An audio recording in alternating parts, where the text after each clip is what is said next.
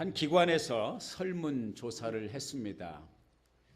성탄절에 등장하는 인물들 가운데서 당신에게 가장 가까이 다가오고 동감을 하는 인물은 어떤 인물입니까? 마리아입니까? 요셉입니까? 헤롯 대왕입니까? 아니면 천사입니까? 아니면 동방 박사들입니까? 놀랍게도 뜻밖의 결과가 나왔습니다. 가장 많은 사람들이, 그것도 아주 현격한 차이로 사람들이 가장 가깝게 동감을 갖는 인물은 다름이 아닌 목자들이었습니다. 여러분, 목자라고 하는 직업은 이스라엘 역사에 있어서 매우 중요하고 또 매우 고매한 그런 고귀한 직업이었습니다.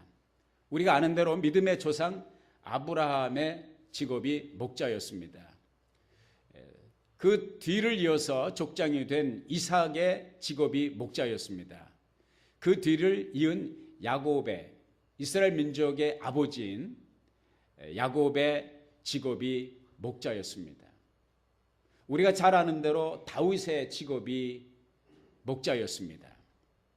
인류 최초의 순교자여 우리 조상 아담과 하와의 둘째 아드님이신 아벨의 직업이 목자였습니다.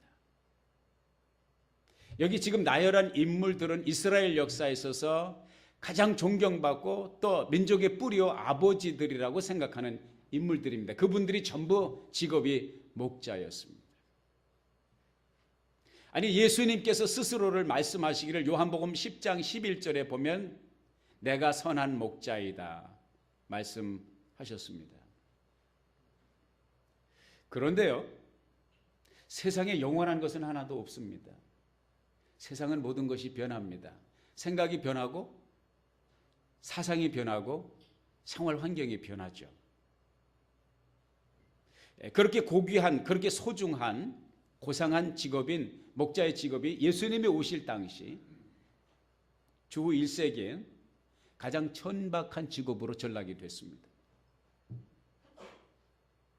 목자라고 하는 직업은 미국에서 소위 말해서 더리잡이라고 하는 것이 있습니다. 혹은 3D 잡이다 그런 말이 있어요. 그 D가 더 dirty, 더럽다 이거죠. 더러운 잡. 아무도 그런 잡을 갖기를 원하지 않는, 그런 잡을 가진 사람에게 딸을 가진 사람은 시집을 보내기를 원치 않는 그런 더리잡. 그 더리잡 가운데서도 더리잡이 바로 목자의 잡이었어요. 이 목자들이 얼마나 무시를 당했느냐 하면은 성전에 가서 예배를 드릴 수가 없었습니다. 목자들은 여성들과 같이 법정의 증인으로 설 수가 없었습니다. 여자들은 여권 신장이 안 돼서 그렇다고 치고, 남자인 목자들이 왜 증인석에 서지를 못하느냐? 목자들은 믿을 만한 존재들이 못 된다. 사실 말해서 인간 계급 가운데서 망종으로 본 것이고 인간 취급을 받지 못했습니다. 믿을 수 없는 사람들, 굉장히 타프했죠. 늘 들짐승들과 싸워야 되는, 요즘 말로 하면 갱단 멤버들 가운데서도 가장 낮은 계급의 멤버들을 우리가 속된 표현으로 합니다마는 갱들 가운데서도 아주 저급한 그 갱 단원들을 우리가 한국 사람들이 양아치라고 그러죠. 그런 정도로 저급한 인생들로 낙인이 찍힌 사람들이 바로 목자들이었습니다. 탈무드, 그 이스라엘 사람들의 그 선생들인 랍비들의 그 지혜와 삶의 지혜와 또 성경의 해석을 담은 그 축적을 해놓은 탈무드의 책에 보면은 그런 말이 있습니다.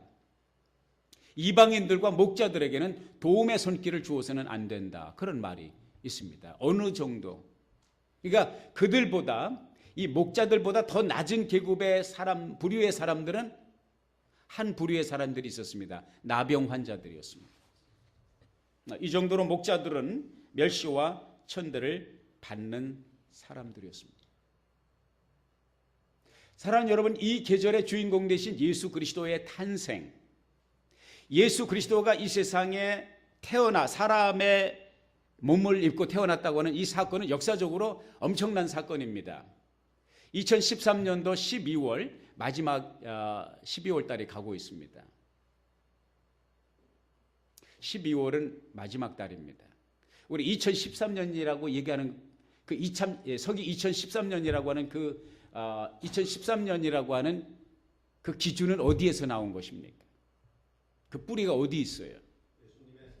예수님의 탄생입니다. 예수님이 태어난 이후부터 한 해 한 해 따지기 시작해서 2013번째가 된다. 물론 이제 정확하게 표현하기를 학자들은 예수님이 태어나고 바로 카운트가 시작된 것이 아니라 몇 년 늦게 시작을 했기 때문에 실제로 예수님은 아마 BC 4년에 탄생했을 것으로 보는 학자들이 많이 있습니다. 어떻든 중요한 것은 예수님의 탄생은 서기와 서기 전을, 기원 전과 기원 후를 갈라놓는 역사의 분수령이었다고 하는 것입니다.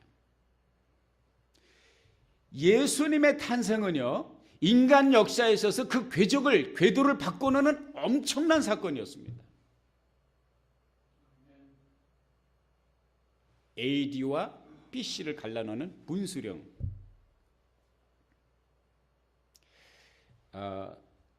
찰스 황태자의 손자가 태어났죠. 얼마 전에 전 세계 매스컴이 다 집중을 했습니다. 윌리엄이죠. 예, 윌리엄 아들이 태어났어요. 전 세계 매스컴이 집중을 했습니다. 사실 예수님의 탄생의 사실은요, 예수님의 탄생의 이 이벤트는요, 찰스 황태자의 손자가 문제가 아닙니다. 우주의 주인이신 하나님의 아들이 태어난 것입니다. 할렐루야. 제 딸아이가 태어났을 때 제 아내도 흥분했겠지만 나는 굉장히 흥분했습니다. 나는 그걸 잘 몰랐는데요, 주변 사람들을 얘기를 해보니까 가든그로브에서 우리가 이제 오랫동안 사역을 했는데 그 짐 스튜어트 목사님이 지난 얘기를 하면서 그런 얘기를 하더라고요. 레베카가 태어난 이후에 이봉화 목사, 당신 너무너무 흥분한 거 알아? 잘 모르겠는데 하여간 그 연차 총회를 하는데 그 연차 총회장 그 복도를 왔다 갔다 하면서 흥분해가지고 뛰어다니던 모습이 생각이 나는데요, 이 딸아이가 태어나서 너무나 기쁘고 즐거워서 온 세상에 다 알리고 싶더라고요. 아마 제가 줄만 닿았으면, 지인이 있었다면 청와대도 알리고 백악관에도 알렸을 거예요. ABC 방송, MBC 방송, CBS에 다 알렸을 것입니다. 줄만 닿는다면. 근데 그런 줄이 없으니까 집안 식구들끼리, 우리 교우들과 같이 우리끼리만 그 잔치 분위기를 즐길 수가 있었습니다. 하나님의 아들 예수 그리스도가 이 세상에 태어났습니다. 저는 우리 예수님이 아기 예수로 이 세상에 태어났을 때 하나님 아버지의 마음이 그렇게 흥분됐을 것이다, 그렇게 즐겁고 그렇게 기뻤을 것이다 추측을 해봅니다. 제가 그랬으니까. 그런데 하나님께서 취하신 액션은 굉장히 역설적입니다. 우리의 상식을 뛰어넘고 우리의 이해를 뛰어넘는 뜻밖의 액션이 하나님께로부터 주어졌습니다. 아기 예수 그리스도의 탄생의 기별을, 그리고 이 아기 예수를, 탄생하신 예수를 와서 보라고 초청장을 하나님께서 직접 보내셨는데 천사를 통해서 초청장을 보내셨습니다. 우리 아기, 내 아들이 태어났다, 내 아들이 아기로 세상에 태어났다, 가서 축하를 해줘라, 함께 이 기쁨을 나누자. 초청장을 누구에게 하나님께서 보내셨느냐? 베들레헴에서 탄생하셨습니다. 베들레헴 시장에게 초청장이 안 갔습니다. 이스라엘 온 민족의 숭앙을 받고 존경을 받는 대제사장에게 그 초청장이 가지 않았습니다. 교회 지도자들에게 가지 않았습니다. 돈 많은 부자들에게 가지 않았습니다. 학식 꽤나 있다고 하는 지식층에 가지 않았습니다. 돈 꽤나 있다고 하는 사람 부유층에 가지 않았습니다. 그래서 양떼를 지키고 있는, 밤새워서 몇 푼을 벌기 위해서 더리잡 가운데 더리잡이고 모든 사람들이 멸시하고 천대하는 천박한 천맨인 사람 취급을 못 받는 목자들에게 하나님께서 이 초청장을 보내셨다고 하는 것입니다. 여러분, 하나님이 보시는 눈은요, 우리가 보는 눈하고 사뭇 다를 수가 있습니다. 아멘입니까? 아멘. 여러분의 삶의 주변에서 만나는 사람들, 또 아름다운 교회의 문턱을 들어서는 사람들, 사람을 외모로 보지 않기를 주의 이름으로 축복합니다.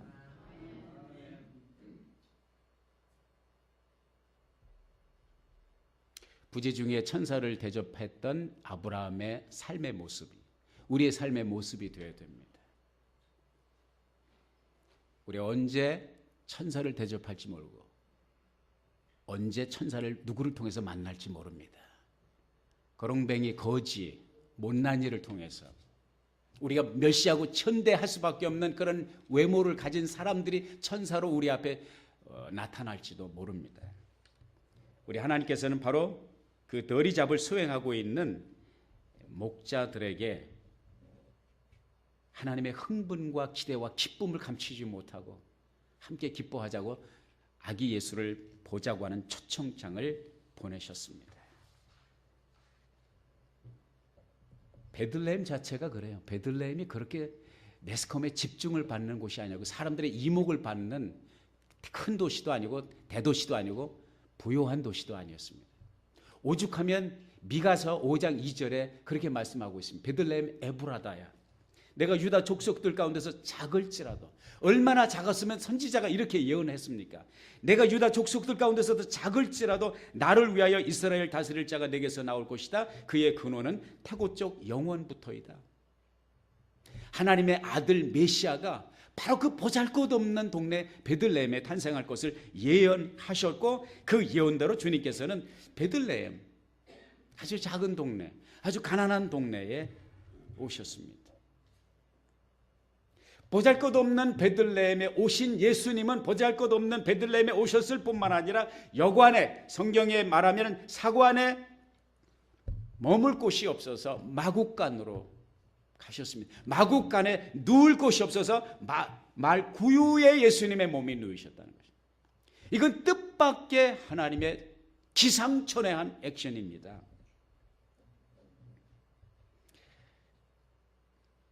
우리 주님은 이 낮고 천한 곳에 오신 것이 하나님의 능력이 짧아서가 아니죠. 하나님의 힘이 모자라서, 여관비가 없어서 그랬습니까? 헤롯 왕궁에 줄이 안 닿아서 거기 못 가셨습니까? 대제사장하고 줄이 안 닿아서 지인이 없어서 그러셨습니까? 하나님은 완벽하게 계획하시고 의도적으로 그렇게 말구유에 아기 예수를 누이셨습니다. 왜? 그것이 예수 그리스도께서 살아가실 삶의 징표이고 모습이었기 때문이죠. 가장 낮은 자리에 가장 커다란 선물, 가장 큰 은혜를 경험한 사람들이 누구냐? 가장 천박했던 사람, 가장 무시당했던 목자들이었습니다.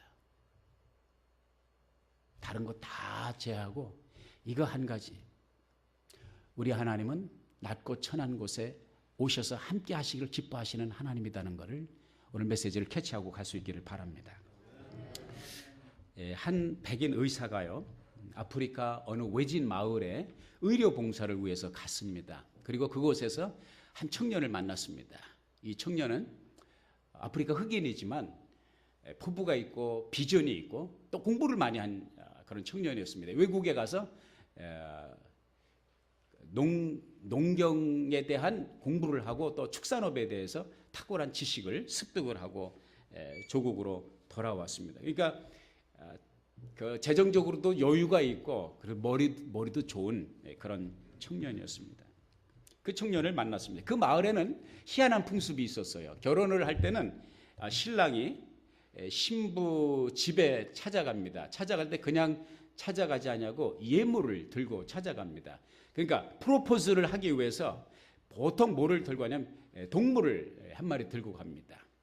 일반적으로 암소 한 마리를 끌고 가서 그 암소 한 마리를 그 장인 될 어른에게 이 소를 받으시고 대개 따님을 저에게 아내로 맞이하도록 허락해 주십시오. 이렇게 이제 와이프 될 사람 여자한테 프로포즈를 하는 것이 아니라 그 여자의 부모님에게 프로포즈를 하는 거예요. 그리고 좀 정말 그 신부감이 정말 괜찮다 그러면, 훌륭하다 그러면 암소 2마리. 정말로 이거는 천혜의 정말 하늘에서 내려온 천사다. 이 정도 그냥 모든 것을 다 바쳐서 그 딸에게 프로포즈하고 싶은 사람의 경우, 훌륭한 딸일 경우는 암소 3마리. 그 동네 기록이 암소 3마리가 최고입니다. 역사적으로 2사람이 이렇게 암소 3마리를 지참하고 가서 신부를 데려온 기록이 있다는 것이었습니다. 암소 한 마리면 시골에서 굉장히 큰 재산 목록입니다. 이것도 능력이 안 되는 사람 염소 1마리, 또 염소 2마리. 이렇게 가지고 가서 이제 신부를 데려오는 그런 풍습이 있었습니다. 이것이 그 여자에게서는, 그 신부 처갓집에게 있어서는 굉장히 중요하고 또 여자에게서는 굉장히 중요한 일입니다. 여자들끼리, 동네 여자들끼리, 아줌마들끼리 만나서 싸움을 할 때도 너 시집 올 때 암소 몇 마리 받았어? 1마리밖에 안 받은 것이 2마리 받은 나한테 까불고 있어.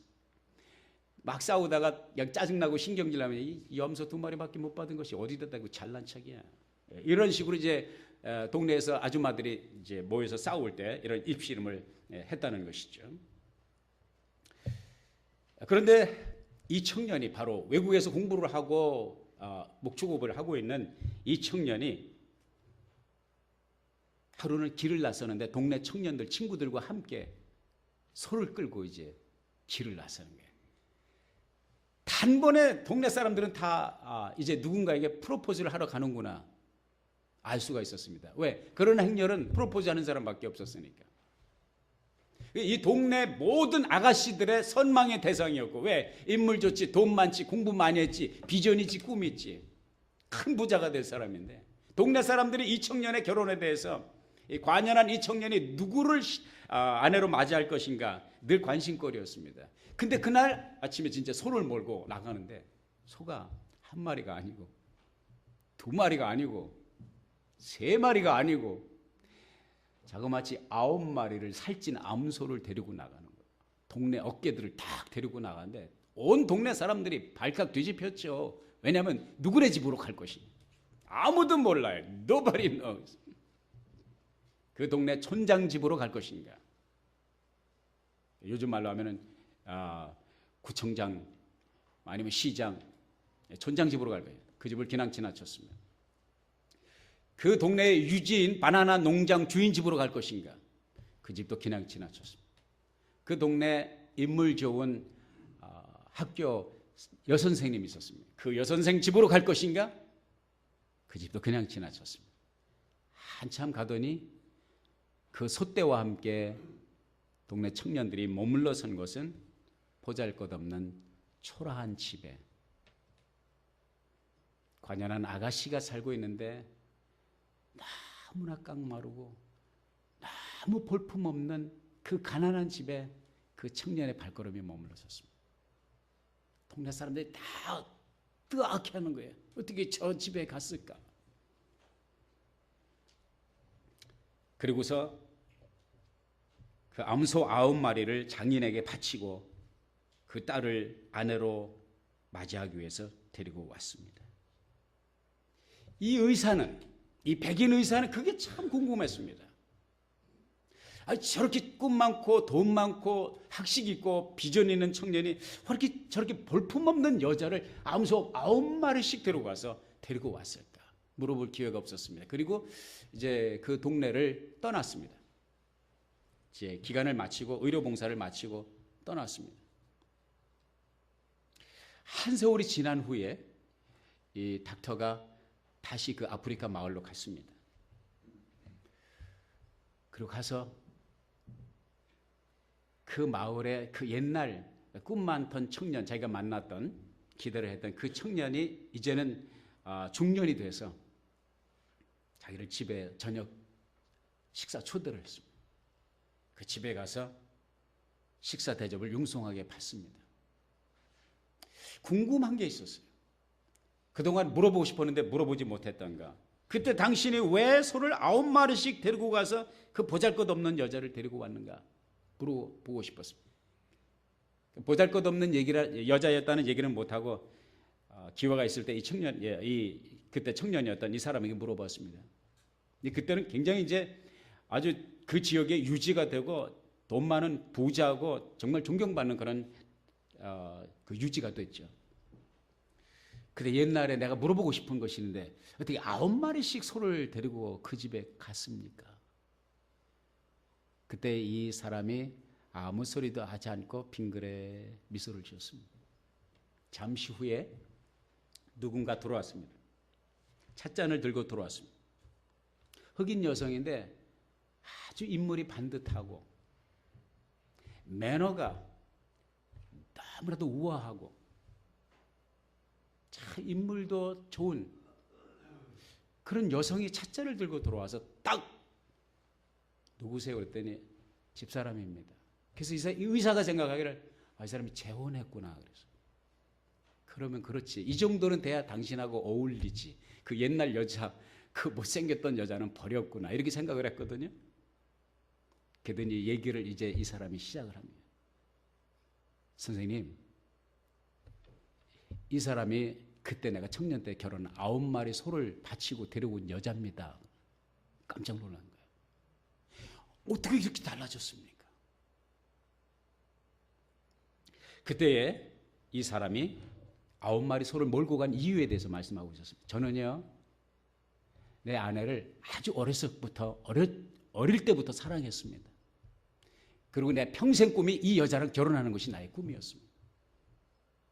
이 여자가 동네 사람들이 볼 때 보잘것없는 여자라고 했을지라도 나에게서는 너무나도 소중한 사람이었습니다. 없고 가난하고 힘들게 커서 볼품이 없었지만 나는 이 여자를 사랑했고요. 암소 한 마리만 데리고 가도 장인 어른이 충분히 이 딸을 줄 수 있었다는 것을 제가 알았습니다. 그럼에도 불구하고 9마리 암소를 데리고 간 것은 내가 사랑하는 여자가 일평생 살면서 소 한 마리에 팔려온 여자라고 하는 그러한 레벨을 가지고 살기를 원치 않았습니다. 적어도 내가 사랑하는 여자, 내가 목숨 바쳐 사랑할 그 여자를 일평생 살면서 적어도 나는 9마리 소를 가지고 9마리 소에 팔려온 여자라는 그러한 자존감을 가지고 살기를 원했습니다. 한 마리면 데리고 왔지만은 그래서 내가 9마리를 끌고 간 것입니다. 결혼을 하고 보니까 처음에는 내 아내도 9마리에 자기가 왔다는 것을 믿지를 못하더라고요. 자괴감 때문에. 세월이 가면서 점점 내 아내도 내 속에도 암소 9마리 값이 될 만한 가치가 있나 보다. 그렇게 생각을 하는 것 같더라고요. 내 와이프에게 한 번도 얼굴 좀 외모 좀 잘 갖고 오라, 단정하게 하라 말한 적이 없습니다. 공부 좀 하라 말한 적이 없습니다. 매너 좀 배우라 말한 적이 없습니다. 언제부턴가 스스로를 가꾸고 언제부턴가 공부를 하고 그 사람이 변해지더라고요. 오늘 저 미소가, 사람의 마음을 따뜻하게 하는 저 미소가, 처음에는 동네 사람들이 비웃었는데 지금은 동네 사람들이 이 사람의 미소를 다 그렇게 좋아하고 사랑하고 그래요. 동네 사람들이 이 사람을 좋아해요. 사랑하는 여러분, 무슨 얘기입니까? 내가 왜 이야기를 말씀을 드리냐? 우리 모두는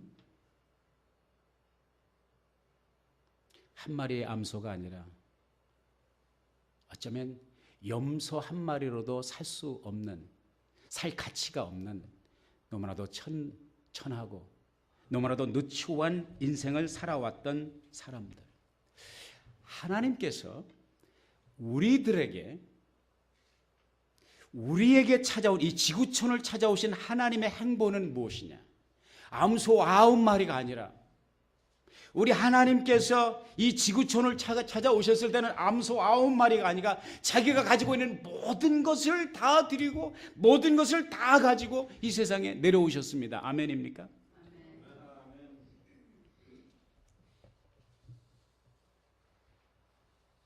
예루살렘에 살던 많은 사람들이, 아니 베들레헴에 살던 사람들까지도 동구 밖에서 천민으로 목자직을 수행하고 있는 그 목자들을 천대 멸시했는지 모릅니다. 인간 망종이라고 그렇게 치부했는지도 모릅니다. 그리고 그들과 자신들을 비교하면서 그 비교 의식 가운데 엘리트 의식을 가지고 살았는지 모릅니다. 적어도 나는 저 목자들과 같지 않다. 적어도 나는 저 양아치 같은 저 존재들하고는 다르다. 이런 의식을 가지고 베들레헴에 살아갔던 유지들이 있었는지 몰라요. 예루살렘에 그런 사람들이 부지기수로 많았을 것입니다. 사내들인 공회 회원들이 있었고 제사장들이 있었고 대제사장들이 있었고 정치인들이 있었습니다. 그런데 보십시오. 성경은 이렇게 인간에 대해서 이렇게 말씀하고 있습니다. 로마서 3장 23절에 보니까 모든 사람이 죄를 범하였으니 하나님의 영광이 이르지 못하였다. 사람이 볼 때는 비교의식 가운데 엘리트 의식을 가지고 있잖아요. 하나님이 보실 때는 그놈이다 이거예요. 그걸 갖다 모재기라고 그러죠? 예, 도텔의 기적입니다. 우리가 볼 때는 네가 크고 내가 작고 내가 작고 네가 하나님이 보실 때 그놈이다 이거예요.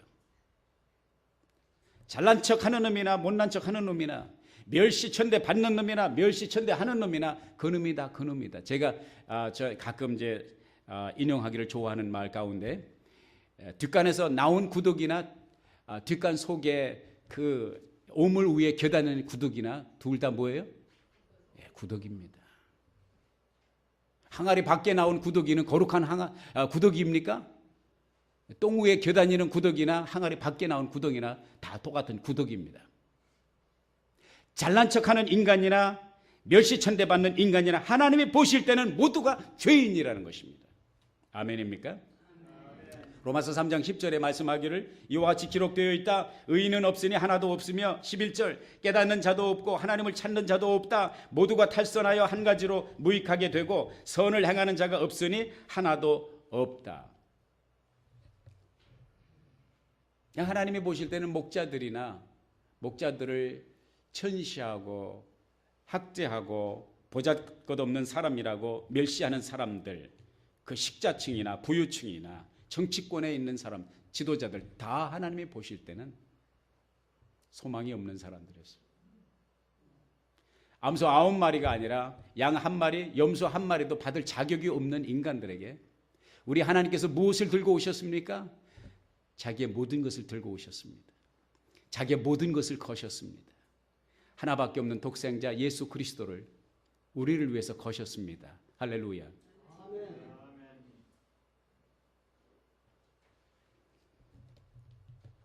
오늘 본문 말씀에 보면은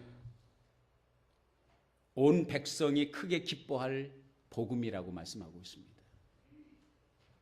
왜 온 백성이 크게 기뻐할 복음입니까? 온 백성을 구원하시고자 하는 하나님의 계획이 아기 예수 그리스도의 삶 속에 담겨져 있기 때문입니다. 예수 그리스도의 탄생 속에 인류의 소망과 인류의 희망이 있기 때문입니다. 여러분과 제가 하나님의 자녀가 된 것은 우리가 다른 사람들보다 엘리트 그룹이기 때문에 하나님의 자녀가 된 것이 아니잖아요. 하나님의 은혜잖아요. 적어도 나는 그것을 이해하고 그것을 믿습니다. 내가 하나님의 자녀가 된 것은 온전히 하나님의 은혜라는 것을 저는 알고 있습니다. 그런 죄인이었지만은 하나님이 나를 보실 때는 자기의 모든 것을 거실 만한 가치를 내 안에서 발견했습니다. 그리고 성경은 뭐라고 말씀하십니까? 한 영혼이 무엇보다도 귀하다? 천하보다 더 귀하다. 사랑하는 여러분, 우리의 삶이 척박하고 우리의 삶이 어렵고 힘들어도요, 누가 나 하나 위에서 염소 1마리, 아니 암소 9마리는 고사하고 염소 1마리 나한테 갖다 주는 사람 없어도요, 하나님은 나를 보실 때 자신의 모든 것을 거실 만한 가치가 있는 사람으로 나를 보시고 나를 인정해 주시고 나를 사랑해 주시고 나에게 찾아오시고 자신의 모든 것을 들이셨다는 사실을 기억하시기를 바랍니다. 사랑하는 사람이 염소 새끼 2마리 아니면 암소 1마리가 아니라 적어도 암소 9마리를 우리 친정 아버님이 받고 내가 시집을 왔다, 이런 자존감을 가지고 살기를 원했던 그 신랑처럼 우리 주 예수 그리스도는 우리를 신부로 맞이하기 위해서 자신의 생명을 들이시고 자신의 모든 것을 바쳐서 우리로 하여금 자괴감이 아닌 자존감을 가지고 인생을 살아가도록 부르셨다는 사실을 기억하시기를 주의 이름으로 부탁을 드립니다.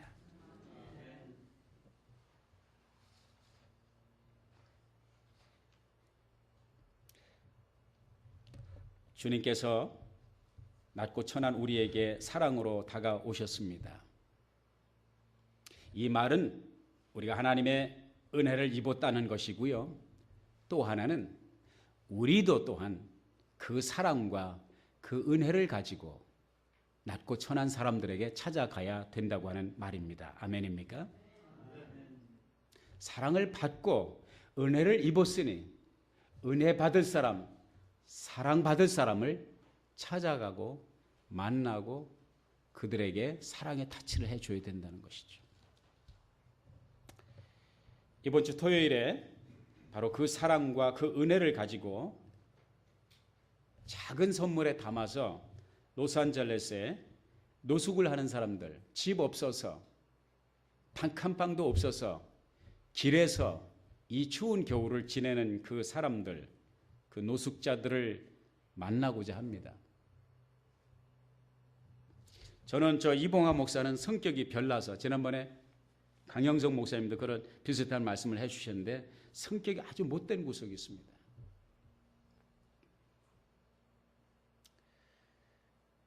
못된 구석인데도 어떻게 보면은 그것이 착한 면인지도 몰라요.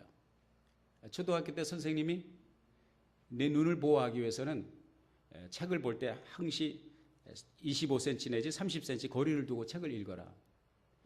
그때부터 제가 습관이 무슨 습관이냐면 이렇게 하면서 거리를 재고 이게 이 책 페이지하고 내 눈 사이 이러면서 이게 25cm, 30cm가 되나, 이런 못된 습관이 길러졌어요. 왜? 선생님이 시키는 대로 해야 되니까. 항시 손을 닦아라. 음식을 먹기 전에 손을 닦아라.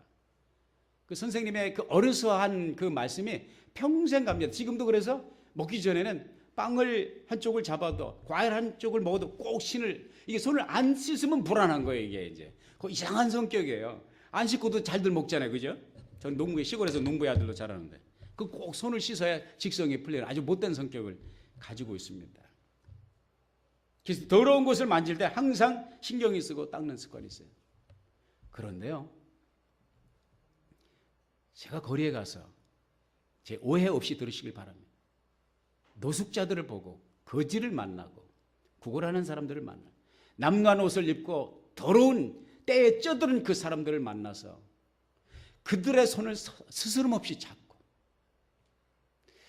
그들을 붙들고 허그하고 그들을 붙들고 같이 기도하고 같이 눈물을 흘리고, 난 내 자신을 보면서 그렇게 성격이 까탈스러운 못된 성격을 가지고 있는 내가 어떻게 이 사람들에게 다가가고 손을 붙들고 허그하고 얼굴을 부비고 할 수 있는가? 그것을 깨름칙한 마음으로 하는 것이 아니면 정말 모르겠어요. 이건 내가 아니고 내 안에 계신 그리스도라고 하는 것을 나는 압니다. 그렇기 때문에 제가 담대하게 자랑이 아닌 내 안에 계신 그리스도의 영을 증거하기 위해서 제가 말씀을 드립니다. 제 아내가 알고 제 딸아이가 압니다. 거리에서 그 노숙하는 사람들을 만날 때 내가 그들에게 어떻게 다가가는지 내 가족은 압니다. 더럽다 생각 안 들어요. 아이고 손 닦아야지 큰일 났네, 그런 생각 안 들어요. 부둥켜 안는 거예요. 왜 내가 그렇게 할 수 있을까 생각을 해봅니다. 내 스스로에게 질문을 던져봅니다. 그것은 바로 그렇게 더럽고 추한 보잘것없는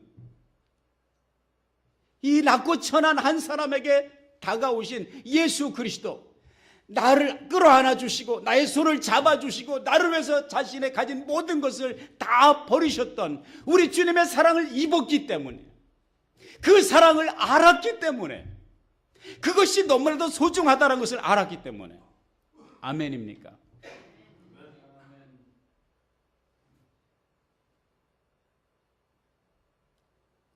솔직히 저도 알고 여러분도 알지만 전 자랑할 것이 없습니다.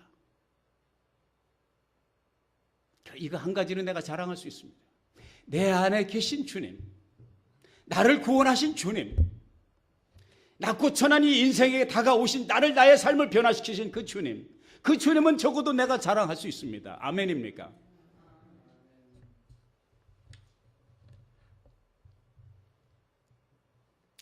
내가 그렇게 다가갈 수 있는 것은 내가 인격이 고매해서도 아니고 매너가 우아해서도 아니고 오직 내 안에 있는 주님의 사랑이라는 것을 알기에 주의 이름으로 도전을 드리고 싶었습니다. 작은 불꽃 하나가 큰 불을 일으키어 곧 주위 사람들 그 불에 몸 녹이듯이 주님의 사랑 이같이 한 번 경험하면 그의 사랑 모두에게 전하고 싶으리. 친구여 당신께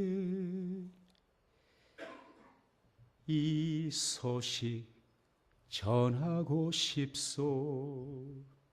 내 주는 당신의 의지할 구세주라오. 산 위에 올라가서 세상에 외치리. 내게 임한 주의 사랑 전하기 원하네.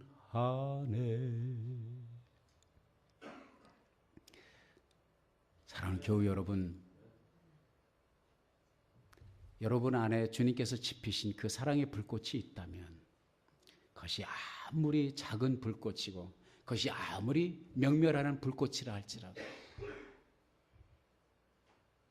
여러분을 만나는 그 이웃이 하나님의 사랑과 하나님의 은혜에 타치가 필요한 그 사람들이 그 불꽃의 전이가 되고 또 다른 불꽃이 일어날 줄로 믿습니다.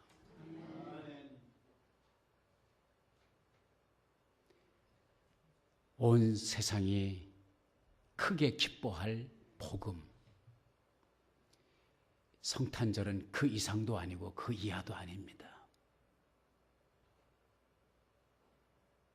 상인들이 만들어 놓은 12월의 무드, 1년 매상을 한 몫을 잡으려고 빵빠레를 울리며 쇼핑몰에 문을 열고 요란한 장식을 하며 요란한 선물 꾸러미를 부추기는 그 상인들의 노름에 여러분이 맞이하여야 될 성탄절이 일식 월식처럼 가려워지질 않기를 원합니다. 진정한 이 계절의 주인공 되신 참 기쁨의 원천이 되시는 주님을 만나며 그 주님의 사랑을 나누는 아름다운 계절이 될 수 있기를 예수의 이름으로 축복합니다. 기도합니다.